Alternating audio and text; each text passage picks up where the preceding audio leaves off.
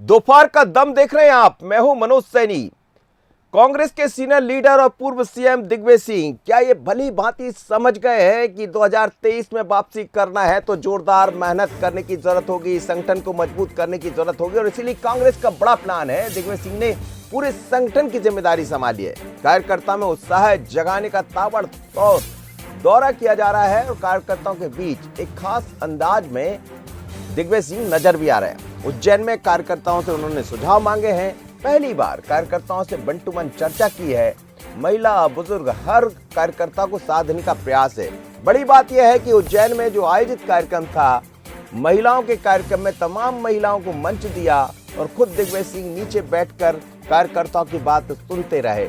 एक एक कार्यकर्ताओं से उन्होंने बंटू मन चर्चा की है और अधिकांश ये सुझाव भी सामने आए कि यदि संगठन मजबूत कर लिया जाए तो फिर कोई मुश्किल नहीं है 2023 के चुनाव को जीतना। दिग्विजय सिंह जी ने क्या कहा और उनके इन जिस तरह का उन्होंने अपना एक अभियान चलाया है उसको लेकर कार्यकर्ता क्या कहते हैं आपको सुनाते हैं। सुनिएगा दिग्विजय सिंह।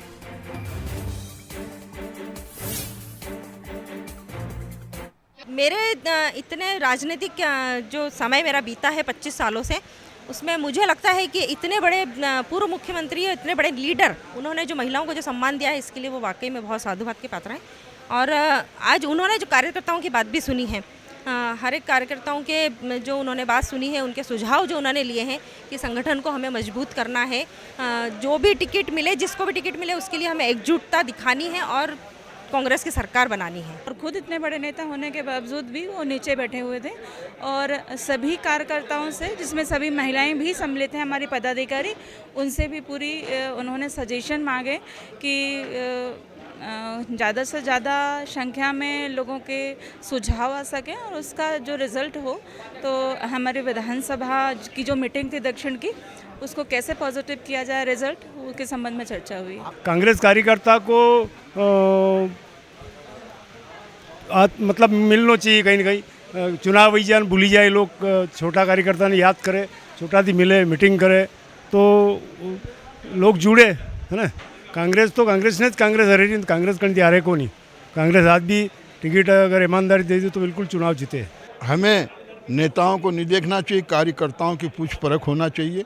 हम कांग्रेस का चुनाव जीत रहे हैं आने वाला और जीतेंगे और सरकार बनाएंगे। संगठन ऐसा एक कोई ड्रोन और ऐसा कोई सिस्टम डेवलप करे कि हर कार्यकर्ता मेहनत करे कि अगर ये विधायक बन भी गया और हमें मोबिलाइज नहीं भी किया तो संगठन हमें मोबिलाइज करेगा, संगठन हमें पद देगा, संगठन हमें लाभ देगा। उनको बहुत अच्छा लगा, उन्होंने सुझाव को नोट भी किया। मैं कार्यकर्ताओं से रूबरू तो रहता हूँ, लेकिन हाँ, इस तरह की बैठक पहली बार आज हुई है और अच्छे सुझाव आए हैं। जहाँ भी कमियां हैं उसको पूर्ति करने के लिए हम कदम उठाएंगे। तो ये भारतीय जनता पार्टी की रणनीति रही है कि कार्यकर्ताओं को महत्व ज्यादा से ज्यादा दिया जाए, लेकिन अब वो चीजें थोड़ी सी कम वहां हो रही है, वहां भी बढ़ाने का प्रयास है। पर कांग्रेस ने समझ लिया है बीजेपी के संगठन को और उसी स्टाइल में दिग्विजय सिंह इस जिम्मेदारी संभाल भी रहे। जो तस्वीरें आपने देखी, कार्यकर्ताओं को आपने सुन लिया कि कांग्रेस को कांग्रेस ही हराती है। एक कार्यकर्ता ये भी कह रहे थे कि यदि हमने ठीक ढंग से प्लान कर लिया और जो टिकट के दावेदार रियल लोग हैं उनको टिकट दे दिया तो फिर चुनाव जीत जाएंगे। महिला कार्यकर्ता अपनी बात कह रहे थे। लेकिन दो मेहमान मेरे साथ जुड़ रहे हैं, इन सब के मायने हम तलाशते। सुरेश राजे है कांग्रेस के विधायक, आपका बहुत स्वागत है सुरेश राजे जी। और रजनीश अग्रवाल जी है भारतीय जनता पार्टी के प्रदेश मंत्री, आप दोनों मेहमानों को बहुत स्वागत है। सबसे पहले रजनीश अग्रवाल जी, आप सुन रहे होंगे तमाम उनके कार्यकर्ता कांग्रेस के भी और दिग्विजय सिंह भी। हालांकि संगठन को मजबूत करने की बात भारतीय जनता पार्टी कहती रही, बढ़ती भी है, और कमलनाथ ने भी ये माना है कि हमारी किसी से लड़ाई है तो भारतीय जनता पार्टी के संगठन से।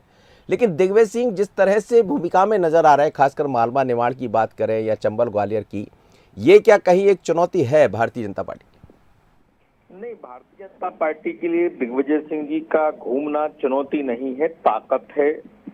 क्योंकि कांग्रेस की सोच, कांग्रेस का व्यवहार, कांग्रेस की सरकार का जिस प्रकार से शासन रहता है, उसके जीवंत प्रमाण, प्रत्यक्ष उदाहरण श्रीमान दिग्विजय सिंह जी हैं। हमें ज्यादा कुछ बताने की आवश्यकता नहीं होती। रही बात चुनौती की, तो चुनौती तो बाकी जो दिग्विजय सिंह जी के उनकी ही पार्टी में बहुत सारे शुभचिंतक हैं। आप समझ रहे होंगे इन्वर्टेड कमा में मैं जो शुभचिंतक कहना चाह रहा हूँ, चुनौती उनके लिए है। जो आपके चैनल समेत तमाम प्रिंट हो, इलेक्ट्रॉनिक हो या अपने सोशल मीडिया के माध्यम से दिग्विजय सिंह जी के बारे में अपनी भावनाओं को अभिव्यक्त करते रहते हैं, बताते रहते हैं जनता को कि उनके विचार दिग्विजय सिंह जी के बारे में कैसे हैं। मैं कांग्रेस के ही नेताओं की बात कर रहा हूं, मैं फिर ध्यान दिला रहा हूं मनोज जी आपको जी। और ऐसे एक नहीं, कई बड़े दिग्गज नेता कांग्रेस के हैं जो दिग्विजय सिंह जी के बारे में अपने शुभ चिंताएं प्रकट अलग अलग प्रकार से करते रहते हैं। तो मुझे उसके बारे में कुछ नहीं कहना। दिग्विजय सिंह जी ऐसे ही घूमते रहे, ऐसे ही जाते रहे। दिग्विजय सिंह जी इस समय जो घूम रहे हैं, जो जा रहे हैं, उसके पीछे क्या कारण है, आने वाले कुछ समय में आपको समझ में आ जाएगा जब पीसीसी अध्यक्ष पद पर कमलनाथ जी नहीं होंगे। जी, आपने तो डरा दिया कांग्रेस को ये कहकर। सुरेश राजे जी, बड़ी बात कह रहे हैं रजनीश अग्रवाल जी की, कुछ दिन में समझ आ जाएगा क्यों घूम रहे हैं। क्या इसलिए घूम रहे हैं दिग्विजय सिंह जी? देखिए, चाहे दिग्विजय सिंह जी हो चाहे कमलनाथ जी हो, ये दोनों ही नेताओं से भारतीय जनता पार्टी पूरी तरह भयभीत है। अब इन्होंने कहा कि दिग्विजय सिंह जी ऐसे ही घूमते रहे तो इनके लिए मुफीद है, इनके लिए बेहतर है। हम तो चाहते हैं कि दिग्विजय सिंह जी जितना चाह रहे हैं इस स्थिति को दुगना करें तो इनके लिए और ज्यादा बेहतर होगा। और इन्होंने कहा कि दिग्विजय सिंह के बहुत सारे शुभचिंतक कांग्रेस में हैं। अरे दिग्विजय सिंह जी के कितने शुभचिंतक कांग्रेस में हैं, उससे ज्यादा चिंता उन्हें भारतीय जनता पार्टी को करना चाहिए कि वर्तमान में शिवराज जी के कितने बड़े शुभचिंतक भारतीय जनता पार्टी में हैं। चिंता भारतीय जनता पार्टी की करें, कांग्रेस क्या कर रही है क्या नहीं कर रही है ये कांग्रेस पार्टी बेहतर जानती है। और दिग्विजय सिंह जी और कमलनाथ जी की जोड़ी एहसास करा चुकी है 2018 में, और 2018 की जो कमी रह गई थी इस बार जनता जनार्दन 2023 में पूरा कर देगी। लेकिन रजनीश अग्रवाल जी का मकसद शायद यही होगा कहने का, और कई बार कार्यकर्ताओं के बीच में भी समझ आता है कि दिग्विजय सिंह सक्रिय तो बहुत हो गए, एक एक कार्यकर्ताओं से बात कर रहे हैं सुरेश राजे जी, पर उनकी सक्रियता किन्हीं दूसरे नेताओं को पच पाएगी? देखिए, किसको पच रही है किसको नहीं पच रही इससे कोई फर्क पड़ता नहीं है। हाँ। बाकी मैंने कहा ना, 1 और 1 11 होते हैं, और माननीय दिग्विजय सिंह जी और कमलनाथ जी 1 और 1 11 थे, 11 हैं और आगे भी 11 ही रहेंगे।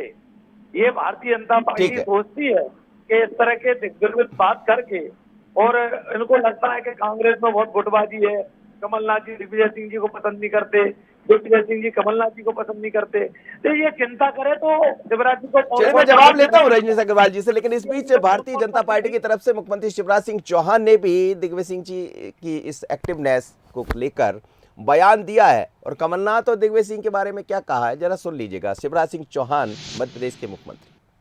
लेकिन कांग्रेस में तो छोटेपन की और ओछेपन की होड़ लगी हुई है।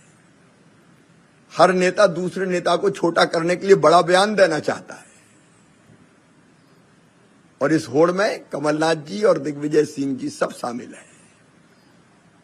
सूतना कपास, जुल्हाओं में लट्ठम लट्ठा, कांग्रेस का क्या होगा भगवान जाने।